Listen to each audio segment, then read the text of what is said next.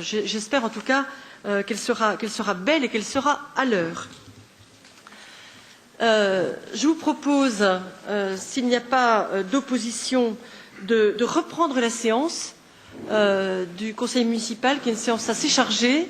Il y a pas mal de gens debout. Est-ce que si des personnes ont à côté d'elles une chaise vide, est-ce qu'elles peuvent lever la main? Les personnes debout peuvent peut-être aller s'installer. C'est bon? Il y a encore des places assises, donc j'en déduis que les personnes qui sont debout préfèrent rester debout. Merci. La séance. Encore des chaises vides? Je vois que quelqu'un demande.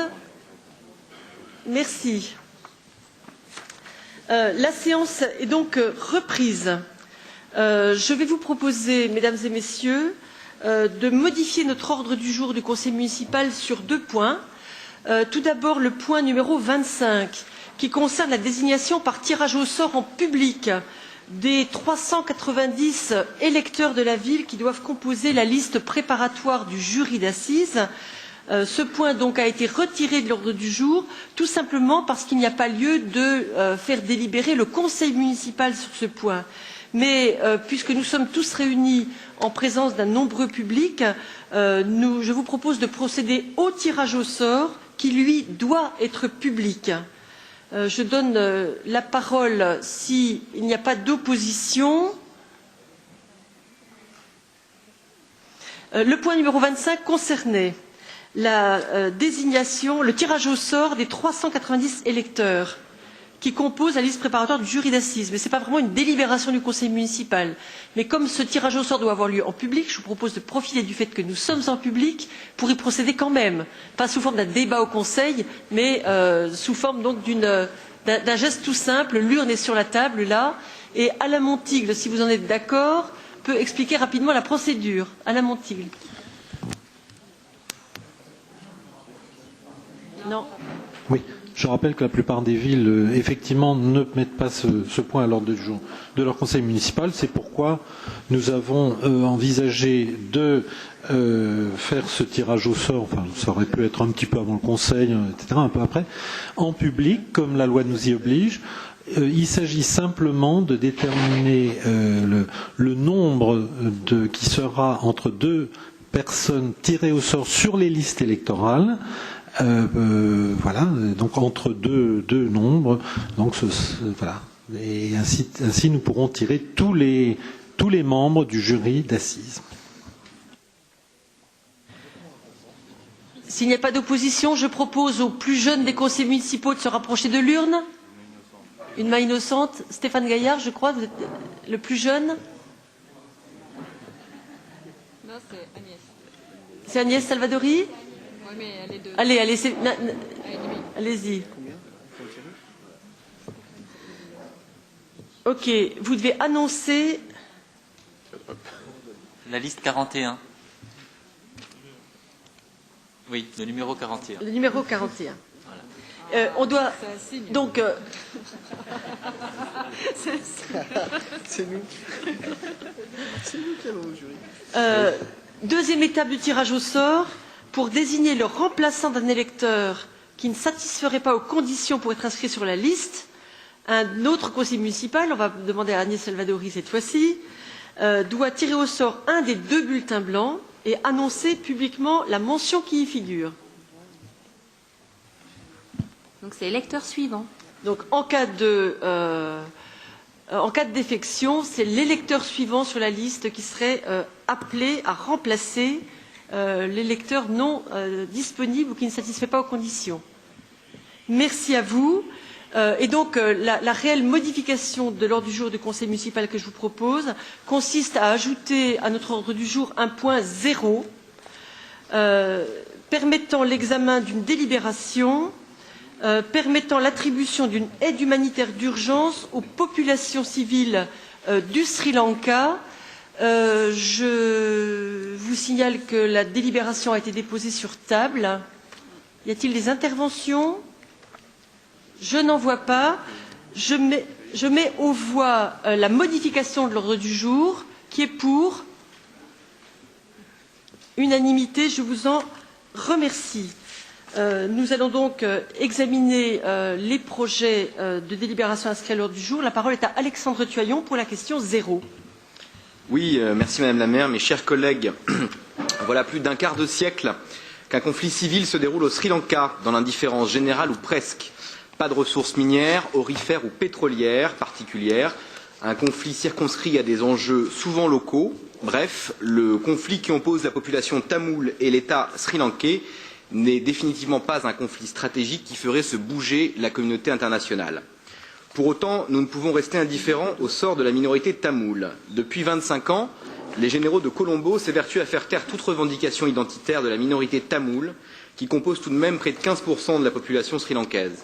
Ces revendications, simplement cesser d'être considérés comme des citoyens de seconde classe, la volonté de vivre certaines différences culturelles, religieuses et linguistiques que Colombo leur refuse.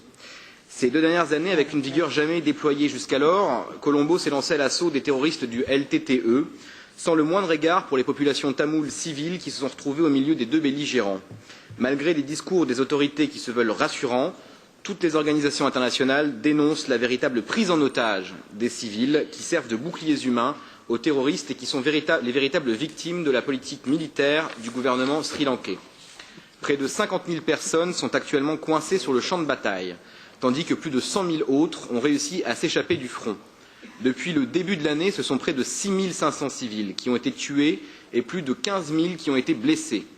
Les pauses humanitaires réclamées par les ONG et les gouvernements étrangers, dont le gouvernement français, sont soigneusement ignorées. Ici comme ailleurs, l'absence de solution politique n'a pu qu'aboutir à la violence et, in fine, au terrorisme. Bafoués dans leurs droits, certains membres de la population tamoule se sont lancés dans le combat violent et dans les attentats en créant les fameux Tigres LTTE, organisation désormais classée parmi les groupes terroristes répertoriés notamment par l'Union européenne. Ces actions, évidemment, doivent être fermement condamnées, ce que nous faisons. Mais il faut également dénoncer la stratégie du gouvernement sri-lankais, qui, suivant fidèlement les idéaux des néoconservateurs américains qui ont accompagné la politique étrangère de George Bush pendant 8 ans, justifie, au nom de la lutte antiterroriste, une action violente et sanglante envers des civils. En Irak, en Afghanistan, en Palestine, au Sri Lanka, il faut redire que la solution au conflit qui ensanglante notre planète doit toujours être une solution politique, les solutions militaires devant être écartées car l'expérience montre qu'elles ne sont jamais couronnées de succès. Ces victoires militaires contre le LTTE sont avant tout une catastrophe humanitaire pour des milliers de civils. Le bombardement intensif pratiqué par l'armée sur des zones densément peuplées par des civils laisse entrevoir la faible considération du gouvernement pour ces déplacés qui ne sont plus considérés comme des citoyens sri-lankais, mais comme des terroristes ou des sympathisants du LTTE. Ici comme ailleurs, l'amalgame, la qualification indiscriminée permet de justifier l'injustifiable. À de nombreuses reprises, notre conseil municipal s'est mobilisé pour accorder des subventions exceptionnelles à des ONG afin de soutenir leur indispensable action sur le terrain au secours des populations civiles. Ce soir, les élus de cette Assemblée ont accepté de déclarer l'urgence sur la question tamoule pour qu'une délibération ne figurant pas initialement à l'ordre du jour puisse être votée. Elle vise à accorder une subvention d'un montant de 5 000 € à l'association Médecins sans frontières, une ONG qui œuvre au plus près de la zone de combat pour accorder les premiers secours à des milliers de Tamouls. C'est donc cette délibération que vous avez trouvée sur votre table que je vous demande d'approuver et je remercie les différents membres de l'association des Tamouls de Montreuil-Bagnolet, puisque nous comptons une association assez active sur Montreuil et sur Bagnolet, qui sont présents dans la salle ce soir. Et je crois que le vote de la délibération que nous allons faire dans quelques instants viendra leur faire chaud au cœur et ce soutien leur apportera un espoir dans leur combat, puisque le sort qu'ils ont actuellement est encore malheureusement au devant de l'actualité pour quelques jours. Voilà, je vous remercie. Merci. Y a-t-il des interventions, Monsieur Brard? Merci Madame la sénatrice Vert. Je m'associe complètement aux propos qui viennent d'être tenus. Une horrible boucherie se déroule en ce moment dans la péninsule de Jaffna, au nord du Sri Lanka. Et Madame la sénatrice Vert, si vous en étiez d'accord, nous pourrions désigner une délégation pluraliste pour aller porter le message tenu par Alexandre Tuaillon à l'ambassade du Sri Lanka à Paris et pour demander un cessez-le-feu et que les populations civiles soient préservées du massacre en cours dans les termes qui ont été tenus par Alexandre Tuaillon. Merci. Monsieur Tuaillon. Je